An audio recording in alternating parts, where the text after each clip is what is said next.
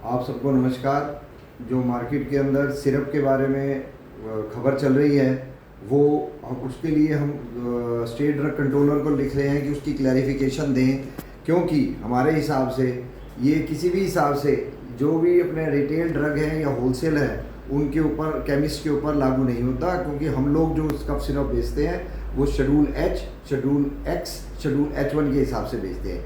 ये जो है एक एंट्री 13 होती है शेड्यूल के अंदर, उसके अंडर में उन जगह पे लागू होता था, ऐसी चीज़ों पे लागू होता था जैसे एंटासिड वगैरह, जहाँ पे पॉपुलेशन 1000 बंदों से कम है और कोई रजिस्टर्ड लाइसेंसी नहीं होता था। और ये मोर और लेस बहुत पहले 90s में ही ख़त्म हो चुका है। गुड़गांव में हमें याद है कि 94-95 के अंदर करीब 35 से 36 ऐसे शेड्यूल के की एंट्री 13 के अंदर जो थे उनको हम लोगों ने ख़त्म कराया था बिकॉज वहाँ पे 1000 से ज़्यादा की पॉपुलेशन हो गई थी।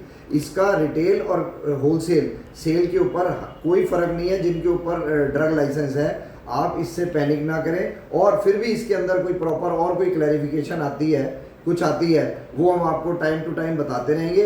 लेकिन इस समय रिटेलर और होलसेलर ये किसी भी कफ सिरप को बेचने के लिए वो है, लाजमी बात है, कानून तो यही कहता है कि सब जने बिल पे खरीदें और बिल पे बेचें। अगर आप ये क्राइटेरिया पूरा कर रहे हैं तो पैनिक करने की कोई ज़रूरत नहीं है।